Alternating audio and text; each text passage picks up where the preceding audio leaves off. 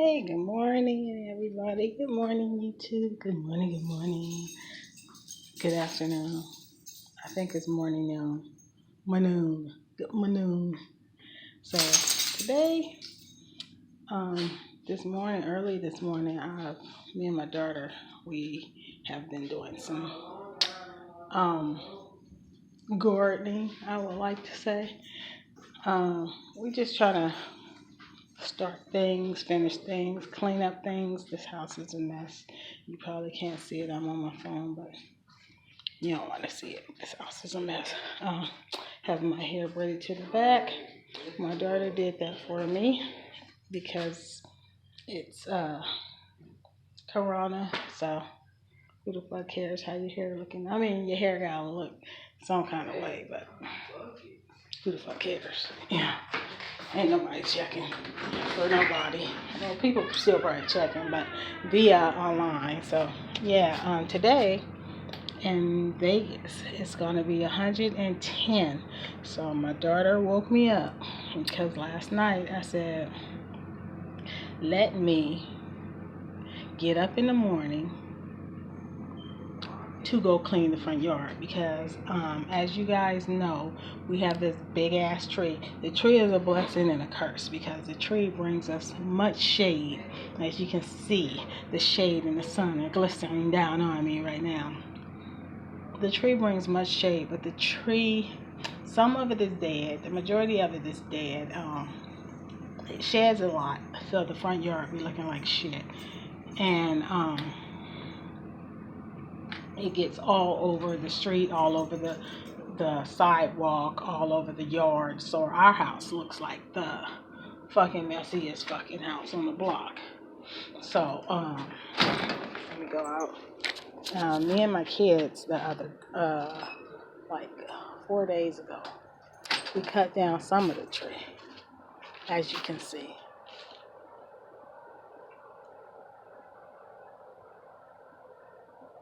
It doesn't look like much that we cut down, but we cut down a lot of it. It was way worse than this, and we don't have the adequate tools to really like cut the tree down. And or to have somebody come out and cut the tree down, it's like they said to totally cut it down, it's like $600, but to partially trim it is like $300 because the tree is huge. Hush, Izzy. So this is what we did on our own. All of this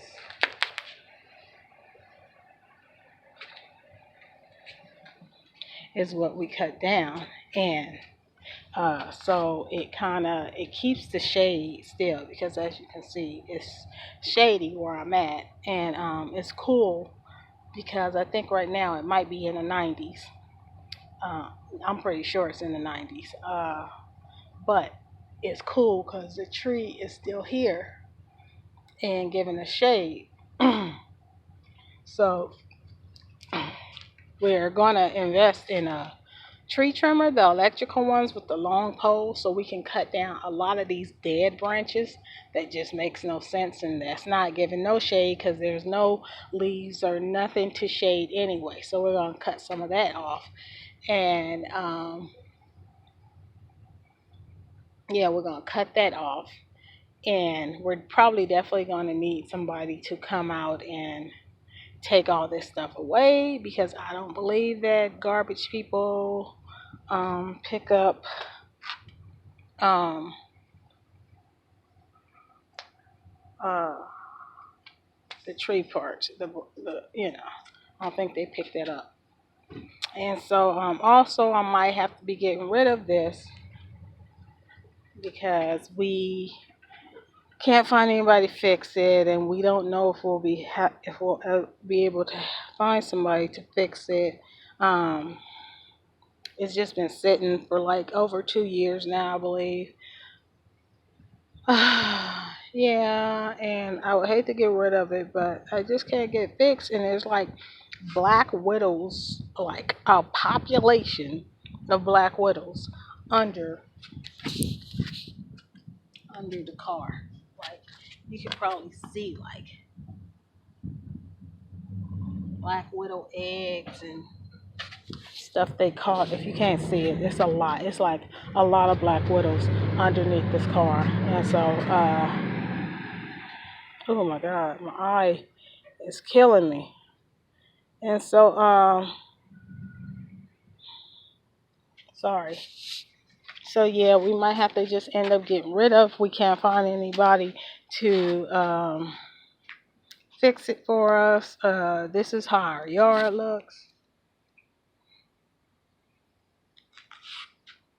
And because we left our rakes out, like it gets really hot in the summer, and we left our rakes and stuff out for like many summers in the backyard, so they're all rotted out and uh, breaking. So we have to get a whole slew of new tools and everything. If I'm bright or shiny, that's because I have on shea butter because it's supposed to be a sun blocker. It's supposed to have natural SPFs in it. So yeah, right here in the front, we have like this little part right here, which me and my daughter have been raking up the rocks and stuff. It looked way worse than this, but we cleaned up a lot of it and we're raking up the rocks because what we're going to do is once we get down to the rocks and everything, even though it's the water line right here, we're going to just try to go around it and plant some flowers just to kind of spruce up the front yard. Um, yeah, so we're going to do that. And although we don't own this property, we rent here, you still want to kind of uh, kind of have your outside looking good, as well as we're going to be getting rid of a lot of stuff inside because next year we're planning on trying to move. I don't know if I'm going to stay in Vegas or I'm going to try to move out of Vegas. I kind of really want to move to Portland. That's where I want to kind of move. I don't know why. I need the weather change, definitely. I love cool air. I was born in Oakland, California, so it never really got this hot as it is out here. But this is what I was looking for. Um, but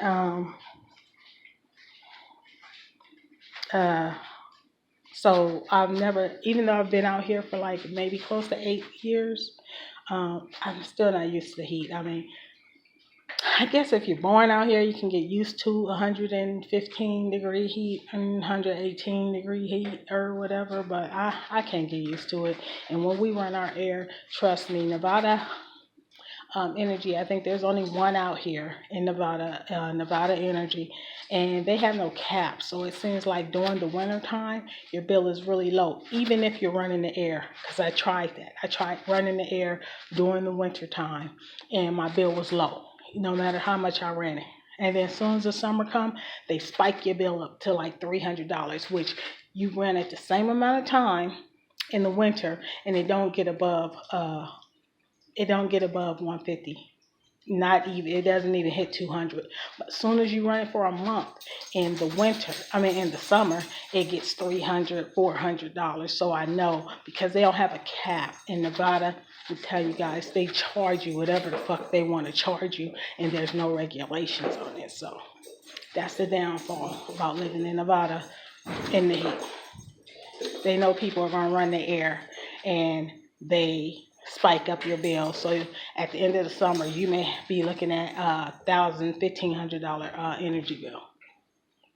So in the front yard, we're gonna put this down, and it's shaded, and that works because, like I said, that tree keeps the area shaded, so the sun never is directly on there. There's always the shade from that tree. So like I said, we're going to trim the tree around where it needs to be trimmed, like over the sidewalk and over the driveway and over by our neighbor's yard, because the tree is on our side and we're responsible for it. So over on our neighbor's yard, we're going to try to cut down some of that so it won't be too much on theirs.